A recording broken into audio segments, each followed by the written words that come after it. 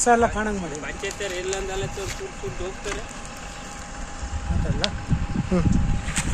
ಅರಸೀಕೆರೆ ಗ್ರಾಮ ಪಂಚಾಯಿತಿಯ ನಿರ್ಲಕ್ಷ್ಯದಿಂದ ಏನು ಗ್ರಾಮದ ಎಲ್ಲ ಕಸವನ್ನು ತಂದು ಇಲ್ಲಿ ಸರ್ವೆ ನಂಬರ್ 314/3 BK ಮುನಿಸ್ವಾಮಿ ನಾನೇ ಮಾತಾಡ್ತಿರೋದು.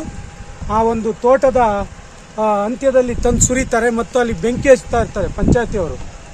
ಕೆರೆಯ ಅಂಗಳ ಅಂತ ಭಾವಿಸ್ಬಿಟ್ಟು ನಮ್ಮ ಬೇಲಿಯ ಸುತ್ತ ಕಸವನ್ನು ಸುರಿಯೋದಲ್ಲದೆ ಅದಕ್ಕೆ ಬೆಂಕಿ ಹಚ್ಚಿ ಇದು 2ನೇ ಬಾರಿ ಅಗ್ನಿ ಅನಾಹುತ ಆಗಿ ಸುಮಾರು 500 ಅಡಿಕೆ ಗಿಡಗಳು ಮತ್ತು 50 ತೆಂಗಿನ ಗಿಡಗಳು ನಾಶ ಆಗಿದ್ದಾವೆ.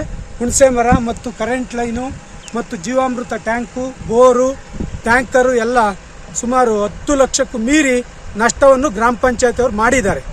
ಅದನ್ನು ಈಗ ತಕ್ಷಣ ಕ್ರಮವಹಿಸಿ ಪರಿಹಾರ ಕಟ್ಟಿಕೊಡದೆ ಹೋದರೆ ಇದನ್ನು ಮುಂದಿನ ಹಂತಕ್ಕೆ ನಾನು ಕೊಂಡೊಯ್ತೀನಿ ಅಂತ ಹೇಳ್ತಾ ಇದ್ದೀನಿ.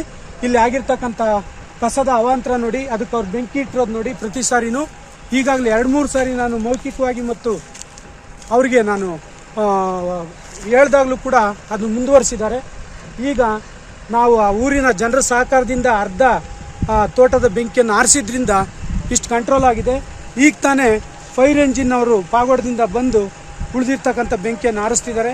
ಇಲ್ಲದವರು ಇಡೀ ತೋಟ ಪೂರ್ಣವಾಗಿ ಭಸ್ಮ ಆಗ್ತಿತ್ತು. 2,500 ಅಡಿಕೆ ಗಿಡಗಳು ಫಸಲಿಗೆ ಬಂದಿರತಕ್ಕಂಥ ಅಡಿಕೆ ಗಿಡ ನಾಶ ಆಗ್ತಿತ್ತು.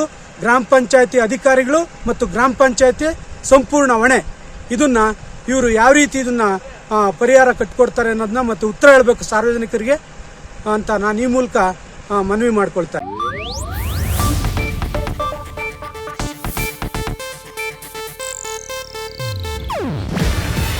ಇದು ಏಷ್ಯಾನೆಟ್ ನ್ಯೂಸ್ ನೆಟ್ವರ್ಕ್ ಪ್ರಸ್ತುತಿ.